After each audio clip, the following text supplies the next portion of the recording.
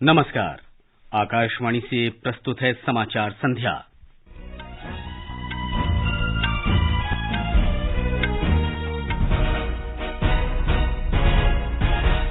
प्रधानमंत्री नरेंद्र मोदी ने अहमदाबाद में महीने भर चलने वाले प्रमुख स्वामी महाराज शताब्दी महोत्सव का उद्घाटन किया।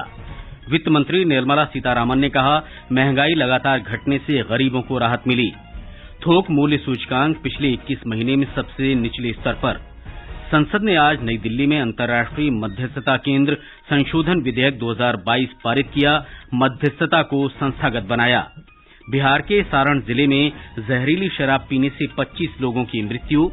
चट्टोग्राम में भारत ने बांग्लादेश के साथ पहले क्रिकेट टेस्ट के पहले दिन 6 विकेट पर 278 रन बनाए। और कतर में फीफा फुटबॉल विश्व कप के दूसरे सेमीफाइनल में आज रात फ्रांस का मुकाबला मोरक्को से। समाचार संध्या के साथ मैं मुकेश कुमार।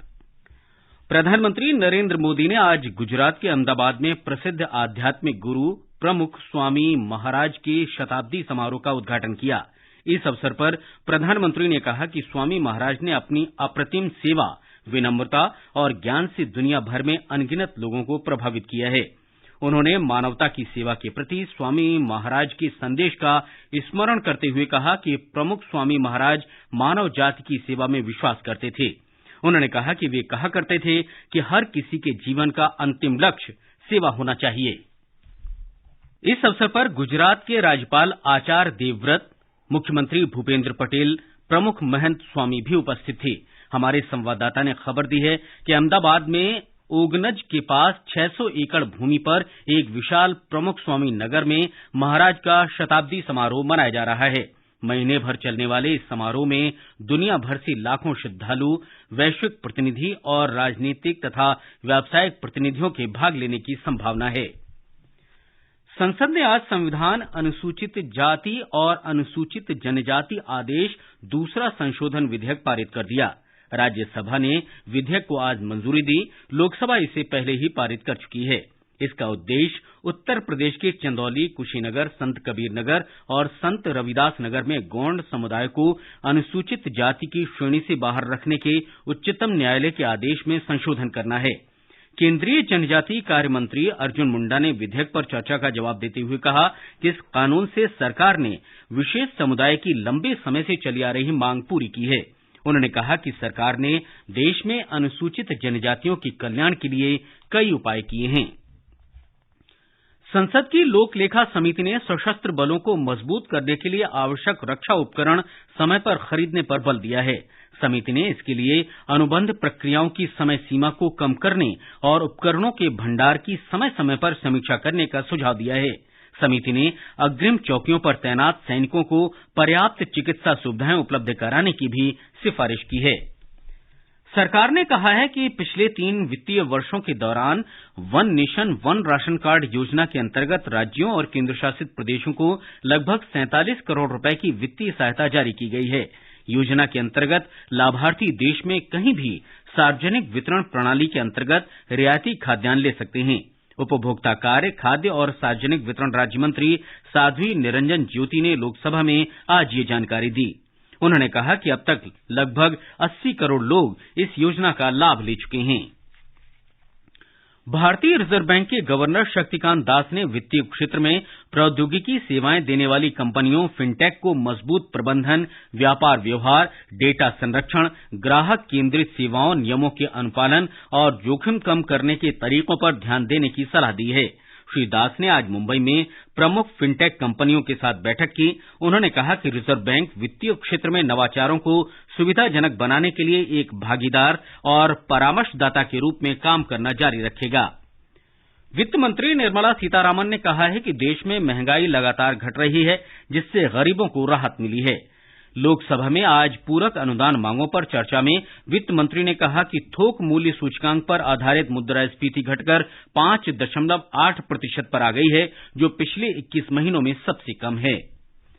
सरकार ने कहा है कि प्रधानमंत्री गरीब कल्याण अन्न योजना के अंतर्गत अब तक 11 करोड़ 18 लाख मीट्रिक टन से अधिक अनाज आवंटित किया गया। उपभोक्ता कार्य, खाद्य और सार्वजनिक वितरण राज्य मंत्री साध्वी निरंजन ज्योति ने लोकसभा में ये जानकारी दी।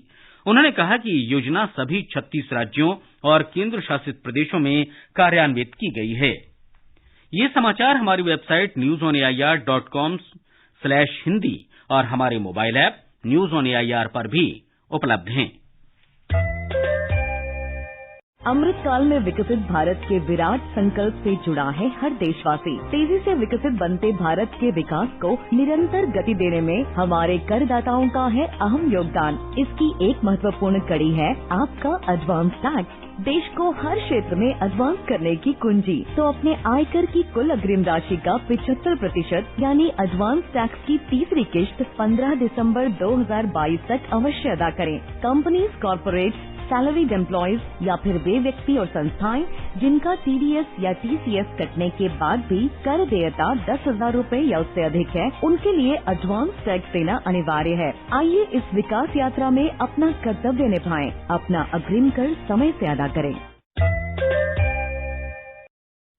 समाचार संध्या में आपका फिर स्वागत है। संसद ने आज नई दिल्ली अंतर्राष्ट्रीय मध्यस्थता केंद्र संशोधन विधेयक 2022 पारित कर दिया। राज्यसभा ने इसे आज मंजूरी दी, जबकि लोकसभा इसे पहले ही पारित कर चुकी थी। इस विधेयक के पारित होने के साथ ही दिल्ली अंतर्राष्ट्रीय मध्यस्थता केंद्र का नाम अब भारत अंतर्राष्ट्रीय मध्यस्थता केंद्र हो जाएगा। केंद्रीय विधि और न्याय मंत्री किरेन रिजिजू ने सदन को आश्वस्त किया कि इस केंद्र की विश्वसनीयता बनाए रखी जाएगी। उन्होंने कहा कि केंद्र के अधिकारों, स्वायत्तता और विश्वसनीयता के साथ कभी कोई समझौता नहीं किया जाएगा।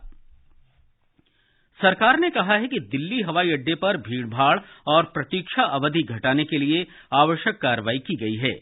नागरिक उड्डयन मंत्रालय ने कहा कि हवाई अड्डे पर द्वारों से गुजरने वाले यात्रियों की संख्या निर्धारित कर दी गई है। आवाजाही के बेहतर प्रबंधन के लिए काउंटर मीटर, सीसीटीवी और कमान केंद्र बनाए गए हैं। सामान की जांच के लिए 4 अतिरिक्त एक्सरे मशीनें भी लगाई गई हैं। वित्त मंत्रालय में आर्थिक कार्य मंत्रालय सचिव अजय सेठ ने कहा है कि भारत की अध्यक्षता में G20 फाइनेंस ट्रैक में 2023 के लिए तय की गई प्राथमिकताओं पर सभी सदस्य देशों का व्यापक समर्थन मिल रहा है। श्री सेठ आज बेंगलुरु में G20 देशों के वित्त और केंद्रीय बैंकों के उप प्रमुखों की बैठक के मौके पर अलग से संवाददाताओं से बातचीत कर रहे थे। श्री सेठ ने बताया कि आज की बैठक वैश्विक अर्थव्यवस्था और उससे जुड़े जोखिमों, बहुपक्षवाद के विकास, बैंकों को मजबूत करने, वैश्विक ऋण से जुड़े खतरों को कम करने, जलवायु कार्रवाई और सतत विकास लक्ष्यों का वित्त पोषण तथा भविष्य में समावेशी और टिकाऊ शहरों का निर्माण करने जैसे मुद्दों पर केंद्रित थी। जो हमारे सस्टेनेबल डेवलपमेंट गोल्स हैं, उन पे तो काम करना ही है और काम हो रहा है। साथ ही साथ पर्यावरण में जो परिवर्तन आ रहे हैं, उनके जो विपरीत प्रभाव है, उसमें क्या हमें मिटिगेशन मेजर्स लेने हैं और उसकी फाइनेंसिंग कैसे हो, उसके लिए संपन्न मूल, उसके लिए रिसोर्सेज कैसे मुहैया कराए जा सके। बैठक के दौरान 7 चर्चा सत्र और 2 पक्ष कार्यक्रम आयोजित किए गए। मुंबई में G20 विकास कार्य समूह की बैठक में आज टिकाऊ विकास लक्ष्यों की प्रगति में तेजी लाने पर चर्चा हुई। मुंबई में 3 दिन की बैठक के आज दूसरे दिन की शुरुआत विदेश सचिव विनय मोहन क्वात्रा के वीडियो संदेश से हुई। उन्होंने विश्व के विकासशील राष्ट्रों के बहुमुखी हितों को सही तरीके से प्रस्तुत करने के लिए वैश्विक दक्षिण की आवाज को भारत की जिम्मेदारी के रूप में प्रस्तुत किया। चर्चा में डिजिटल ट्रांसफॉर्मेशन, ग्रीन ट्रांजिशंस और महिला के नेतृत्व में विकास के मुद्दे शामिल थे। उधर अंतर्राष्ट्रीय श्रम संगठन का प्रतिनिधित्व कर रहे मुस्तफा कमाल गुये ने कहा कि सर्कुलर अर्थव्यवस्था के पारगमन से 2030 तक 100 मिलियन हरित रोजगार सृजन की क्षमता है। आकाशवाणी का समाचार सेवा प्रभाग आज अपने साप्ताहिक कार्यक्रम चर्चा का विषय है के अंतर्गत ऊर्जा संरक्षण की दिशा में सरकार के महत्वपूर्ण कदम पर परिचर्चा प्रसारित करेगा। इसे आज रात 9:30 बजे से आकाशवाणी के FM गोल्ड चैनल सहित अतिरिक्त मीटरों पर सुना जा सकता है। ये समाचार आकाशवाणी से प्रसारित किए जा रहे हैं। ताजा समाचार जानने के लिए आप हमारे Twitter handle @AIR News Hindi को फॉलो कर सकते हैं। ये आकाशवाणी है। बिहार के सारण जिले में जहरीली शराब पीने से मरने वालों की संख्या बढ़कर 25 हो गई है। 26 लोगों का उपचार विभिन्न अस्पतालों में चल रहा है। इनमें से 9 की हालत गंभीर है। इस घटना पर बिहार विधानसभा में आज काफी हंगामा हुआ। विपक्षी दल के सदस्यों ने राज्य में अवैध शराब के कारण होने वाली मौतों पर मुख्यमंत्री नीतीश कुमार की तीखी आलोचना की। 2016 में बिहार में नीतीश कुमार सरकार ने शराब की बिक्री और उसे पीने पर प्रतिबंध लगा दिया था। खाद्य प्रसंस्करण उद्योग राज्य मंत्री प्रहलाद सिंह पटेल ने कहा कि प्रधानमंत्री नरेंद्र मोदी ने आधुनिक डिजिटल प्रौद्योगिकी उपलब्ध कराते हुए किसानों को सशक्त बनाया है। श्री पटेल ने कहा कि डिजिटल तकनीकों के जरिए सरकार से सहायता अब सीधे किसानों तक पहुंच रही है। उन्होंने बताया कि ENAM मंडी के माध्यम से देश भर के 1,74,00,000 किसानों को जोड़ा गया है, जबकि प्रधानमंत्री किसान सम्मान निधि योजना से 11 करोड़ किसानों को लाभ हुआ है। चटगांव में भारत ने बांग्लादेश के साथ पहले क्रिकेट टेस्ट के पहले दिन 6 विकेट पर 278 रन बना लिए थे। श्रेयस अय्यर 82 रन बनाकर क्रीज पर हैं।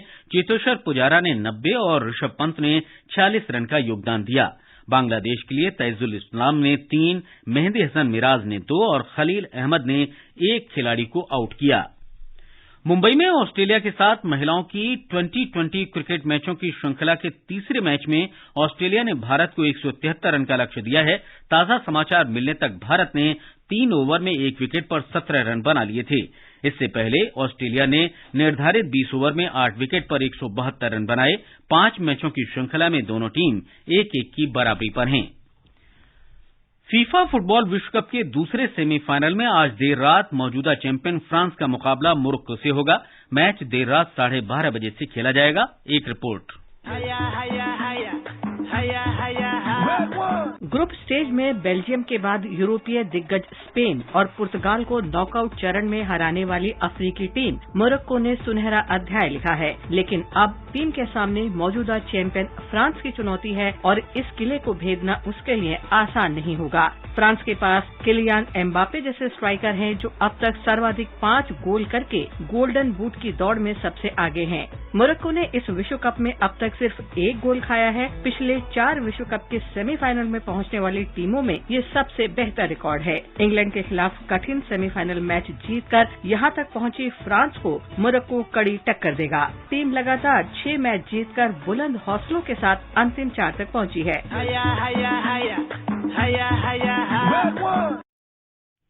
और अब आर्थिक जगत की खबरों के साथ हैं विशाल शर्मा। बॉम्बे स्टॉक एक्सचेंज का सेंसेक्स आज 145 अंक बढ़कर 62,678 पर बंद हुआ। नेशनल स्टॉक एक्सचेंज का निफ्टी भी 52 अंक की वृद्धि से 18,660 दर्ज हुआ और अंतर्राष्ट्रीय बाजार में ब्रेंट कच्चा तेल $81.50 प्रति बैरल के आसपास कारोबार कर रहा था। और अब कल के मौसम का पूर्वानुमान। राष्ट्रीय राजधानी दिल्ली में आसमान साफ रहेगा। मुंबई में बादल छाए रहने के आसार हैं। तापमान 25 और 35 डिग्री सेल्सियस के आसपास रहने की संभावना है। कोलकाता में आसमान साफ रहेगा। तापमान 16 और 18 डिग्री सेल्सियस के बीच रह सकता है। चेन्नई में बादल छाए रहेंगे तथा मध्यम वर्षा का अनुमान है। जम्मू और श्रीनगर में आसमान साफ रहने के आसार हैं। गिलगित में भी बादल छाए रहेंगे। तापमान 0 से 3 डिग्री नीचे और 13 डिग्री के बीच रहने का अनुमान है। पूर्वोत्तर क्षेत्र में गुवाहाटी और अगरतला में सवेरे कोहरा या धुंध छाई रह सकती है। बाद में आसमान साफ रहेगा। शिलांग में आसमान साफ रहेगा। गंगटोक में सामान्य रूप से बादल छाए रहेंगे और मध्यम वर्षा या बूंदाबांदी हो सकती है। रक्षा मंत्री राजनाथ सिंह ने सैन्य और सशस्त्र बलों के अस्पतालों में पूर्व सैनिकों की अंशदायी स्वास्थ्य योजना के लाभार्थियों के उपचार के लिए अस्पताल स्टॉपेज रोल शुल्क की पूर्ण वापसी की स्वीकृति दे दी है। अंत में मुख्य समाचार एक बार फिर। प्रधानमंत्री नरेंद्र मोदी ने अहमदाबाद में महीने भर चलने वाले प्रमुख स्वामी महाराज शताब्दी महोत्सव का उद्घाटन किया। वित्त मंत्री निर्मला सीतारामन ने कहा, महंगाई लगातार घटने से गरीबों को राहत मिली। थोक मूल्य सूचकांक पिछले 21 महीने में सबसे निचले स्तर पर। संसद ने आज नई दिल्ली अंतर्राष्ट्रीय मध्यस्थता केंद्र संशोधन विधेयक 2022 पारित किया। मध्यस्थता को संस्थागत बनाया। बिहार के सारण जिले में जहरीली शराब पीने से 25 लोगों की मृत्यु। चट्टोग्राम में भारत ने बांग्लादेश के साथ पहले क्रिकेट टेस्ट के पहले दिन 6 विकेट पर 278 रन बनाए। और कतर में फीफा फुटबॉल विश्व कप के दूसरे सेमीफाइनल में आज रात फ्रांस का मुकाबला मोरक्को से। इसके साथ ही समाचार संध्या का ये अंक समाप्त हुआ। नमस्कार।